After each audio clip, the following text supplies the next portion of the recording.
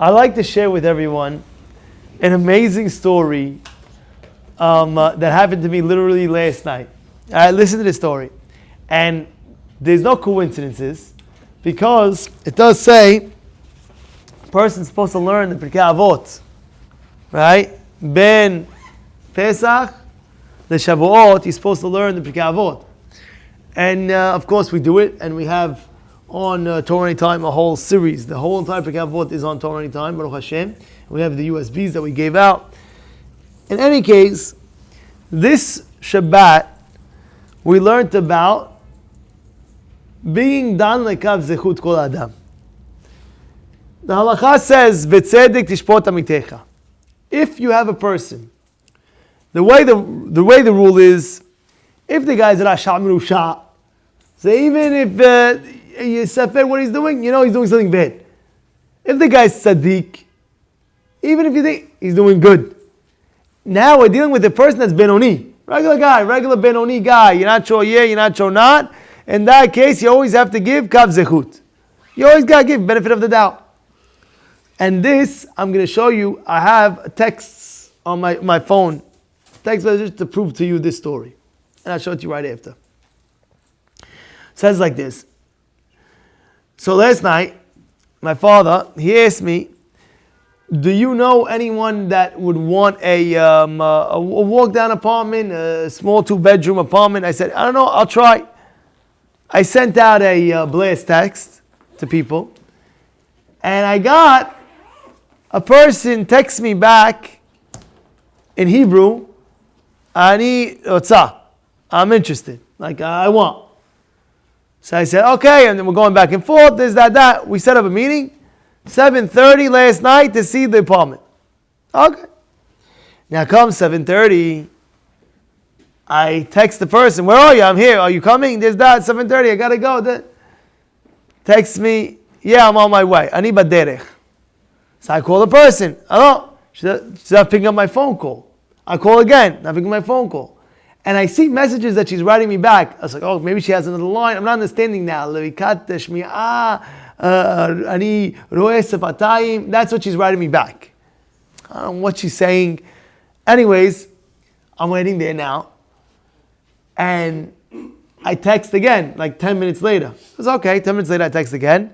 I said, I'm leaving. That's it. I'm leaving 10 minutes later. And then she says, no, give me 1 minute. Then I call her. So it's like, it doesn't make sense to me. Wait, how come I don't answer my phone calls? I keep on saying, how can I answer my phone calls? Like, what's going on over here? It's not like you're on the other line. I see you text me right there. I see you now. It doesn't make sense. She finally comes, and my kids were there. The eyewitnesses. It was the most wild thing. This lady is mute and deaf. She can't talk, she cannot hear. She can talk very, very little. And she cannot hear. You say, how you doing? She can't hear. So the whole entire time I'm thinking, she's not answering my phone call, what is she doing? And I know she has a phone with her. I know every single time. I called her 3 times, like, where are I? And then she finally came in. She tells me, read your text message. I texted you like in the thing. And I read it. She says, I need levikachimia, meaning she cannot hear. And she wrote, I need oesefatayim. She could only read lips. That's what she could do. So that means if you turn around and you're talking, she can't hear you. The only way she can hear you is if you talk to her and she reads what you're saying. It was the craziest thing. So now I'm asking, what do you do? Like you know, you're going to pay the rent for this apartment. How are you going to pay the rent? You know what I'm saying? And then she starts tearing. And she says, like that, she's pointing up to Shamayim. She says, I could promise you, from the time I came to this country, from the time I was born, she says, Hashem iti. And she's going like wild, and my kids are seeing that. You know, one of my kids like, I don't know if you want to give it that far, but at the end of the day, I said, it's not the point. You see how much emunah and bitachon this lady had. At the end, she didn't want it, but I'm just saying that was the whole situation was an amazing situation. I thought the whole entire time she's ignoring the phone calls, and I thought the whole time what's going on, and I'm calling and I'm this and I'm that, like, what's going on? Drive me crazy, and I know she's on.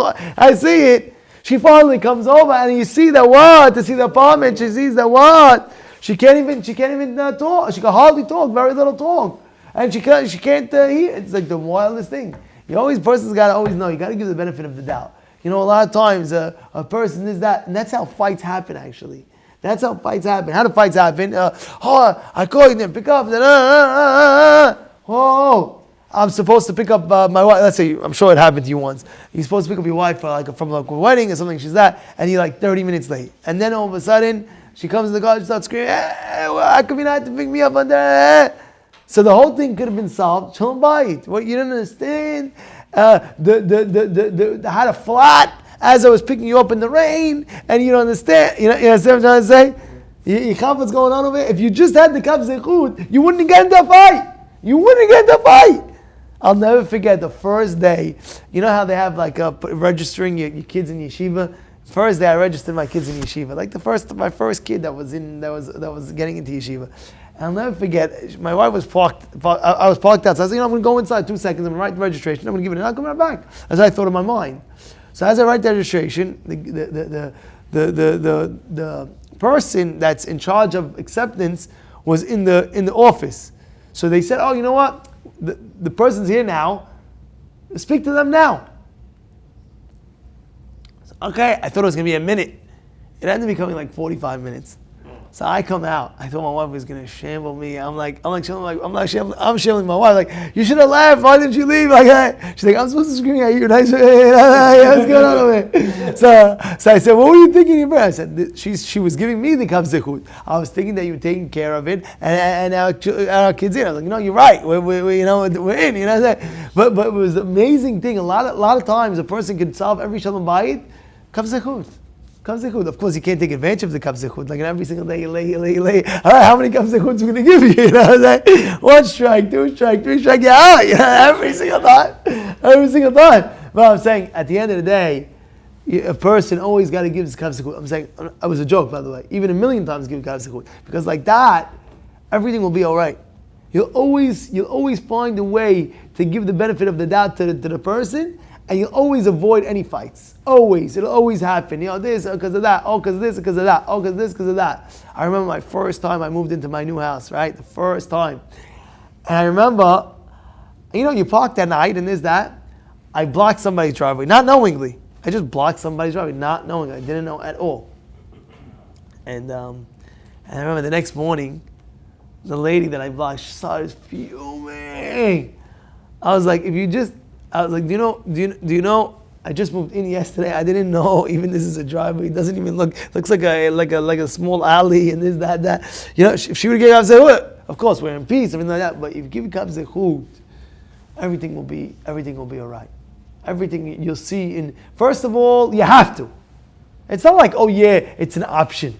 You have no option. It's mitzvah aseh from the Torah. The pasuk says, "B'tzedek tishpot amitecha." It's not like an option. Okay, fine. I'll do kav zechut in order to have shalom. Doesn't work like that. You're obligated to give kav zechut. You're obligated. And I saw this in the Havetz Haim. He wrote that in the Perush in the Prigei Avot. He writes beferush. It's mitzvah aseh from the Torah to give. And what is that we're saying? A Benoni person, a regular person. You know what I'm saying? Okay, the guy's at Rasha. Oh yeah, he's driving on Shabbat with his cigar. Oh, and his convertible cigar. Oh, must be he needs it for medical reasons. That's why he's doing it. No. He's at Rasha Menusha, and the guy's doing it. You know what I'm saying? But when it comes to a regular person, kav zechut. My friend was at a seder this past year, at somebody's seder night. The Leil Seder, he was by it. And he says, this guy was a chashuv guy, and he was sitting next to me in the seder. We were all by family, and he came, and I hear his phone, he has a phone, Leil Seder, vibrating in his pocket. And I know he's not on Hatzalah. You know what I'm saying? He's not Hatzalah. He's not Hatzalah. You know what I'm saying? So he's not what's going on over here. You know what I'm talking about? Like maybe it's emergency. I know it's like an emergency. It's not an emergency, it's not could be emergency. Pikuat nefesh, the guy's having a heart attack, he needs to go get the guy. Okay, this guy's not even emergency. What's going on over here? And he ends up saying, at the end of the seder, he says, you probably heard my phone vibrate. I like to tell you that I'm a knee surgeon. That's what he tells him back. He's like, what? I didn't even know that. He's like, I'm a knee surgeon, and I'm on call 24/7. I'm on call 24/7 because maybe something, this, that happens to somebody's knee. It's an emergency, and I must take it. This is what he told him. At the end of the day, the point is, you always got to give the person always the benefit of that. And like that, besides fulfilling a mitzvah from the Torah, you're also going to make a lot of peace amongst yourself, amongst others. And when you dan l'kav zchut yourself, also in Shemaim they'll dan l'kav zchut you as well.